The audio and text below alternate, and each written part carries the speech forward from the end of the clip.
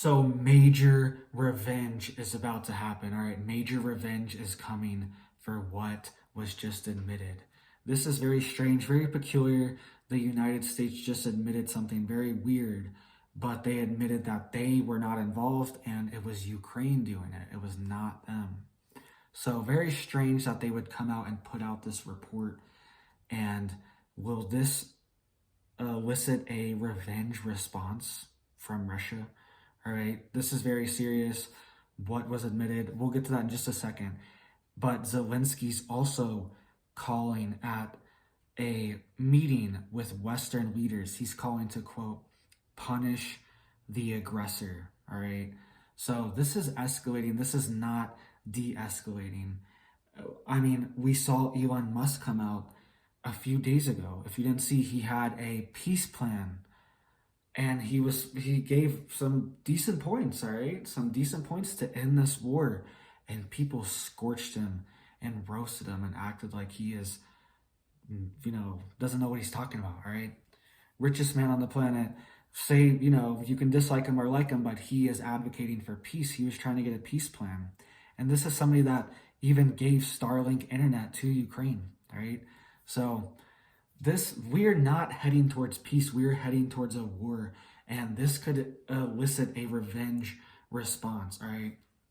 And so what happened is U.S. officials have come out and admitted that the attempted assassination of Alexander Dugin, all right, his daughter was assassinated. Do you remember a couple months ago there was this car bomb in Russia, and it was a huge deal?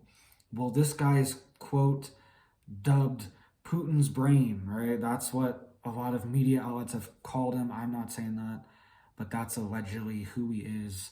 He is allegedly Putin's brain, and gives him a lot of like foreign policy advice, pretty much just like a foreign policy advisor, national security advisor, all right?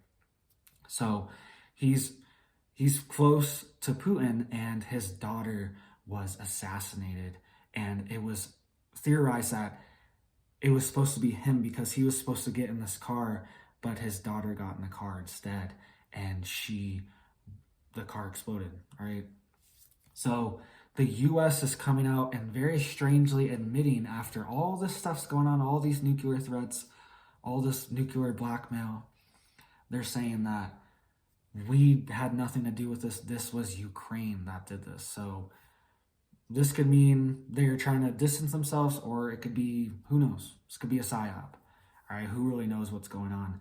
But this could also elicit a revenge response. All right, these annexed regions, if it's true that Russia is having to withdraw from them right after this huge speech is made that the regions are part of Russia now, what will happen to defend these regions? Will things escalate to defend it? Will the nuclear option, because technically these regions are a part of Russia now, because they're technically annexed and part of the Russian state. So will Russia use weapons to defend them? All right. And we were talking about yesterday, all right, go check out my video yesterday. Poland is begging for nuclear weapons to be put on the border of Ukraine. This is insane, crazy. And come out today, Zelensky saying we need to punish the aggressors, all right? I do not see any de-escalation here. I thought we're supposed to be diplomatic. I thought we're supposed to be like statesmen and talk to people, all these people wear fancy suits and walk around like they're all, fancy. And I'm not hating if you wear a suit, but these politicians in their blue suits, and they just want war and chaos and madness for the world, all right? They act like they're statesmen and they're so peaceful and so cordial. We're just here to talk and here to figure it all out. All right, I know I'm ranting here, but it's true. And all they want is war and death and destruction, all right? This is very serious. We're getting closer every single day. All right, so are we going to see a revenge response?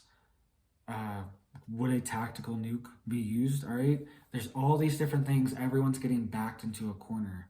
So we are getting closer to this every day, all right? And the EU just imposed new sanctions on Russia as well. So they're putting even more sanctions on Russian oil.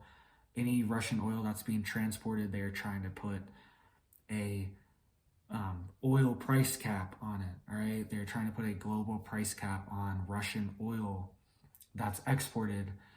But is this going to work? Do price caps ever work? I don't know.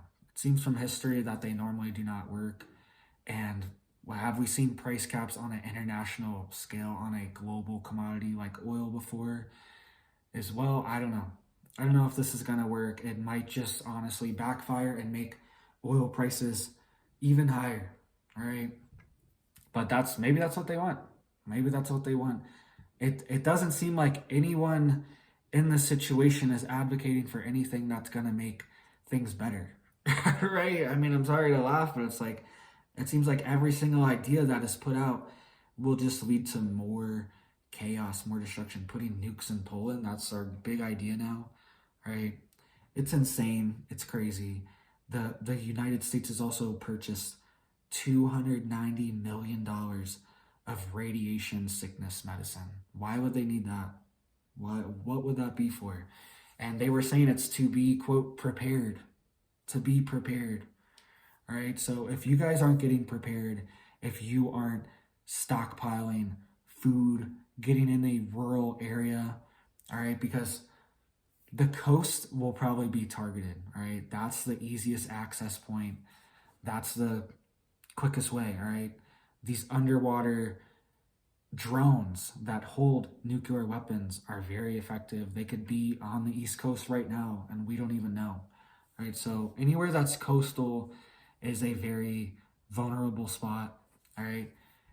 But also more inland, there's missile silos, all right? Places like Colorado and Montana have a ton of military bases and missile silos. Those could also be targets as well. I'm in Colorado, that could be a target as well, all right? So make sure you're not directly near these things. Make sure you're out of a giant city. Look at what happened in Florida. People are looting and stealing people's stuff from a hurricane. You think people would come together and kumbaya, let's save everyone, let's get everyone some food and water for the hurricane? No, there's a bunch of people that want to just rob and steal and take advantage of the situation. All right, so even if a tactical nuke is detonated in Ukraine, we could see like potential lockdowns or something here. You never know. We could see a drastic situation here because it's like, oh, we're on high alert, red alert. We could have a nuclear device detonated somewhere else in the world. All right, everywhere in the world is going to be on extremely high alert if this happens. So let me know what you guys are thinking. What do you think about the U.S. admitting this? Why would they admit this at this time? It's very strange. All these stories are coming out at the same time, and it's not a coincidence. All right, these narratives are put out by who put this story out. Right, it was an intelligence agency that leaked the story to the press, and that's where it came from. All right, because this is U.S. intelligence telling people that that Ukraine was responsible for this assassination attempt. Why would they say this when all these other things are escalating? We are at a boiling point, and they're just going to be like, yep, we assassinated him too. Just like, why would we do this? Why would we say this? Very strange, very peculiar. I haven't seen a single official advocate for a peace deal. For some reason, Elon Musk on Twitter wants peace, all right? But our leaders, our world leaders, are not begging for peace and advocating for peace at all costs. It seems like war at all costs, not peace at all costs, all right? So let me know what you guys think. Let's survive, stay alive. This is getting insane. And thank you guys. Have a big old blessed day.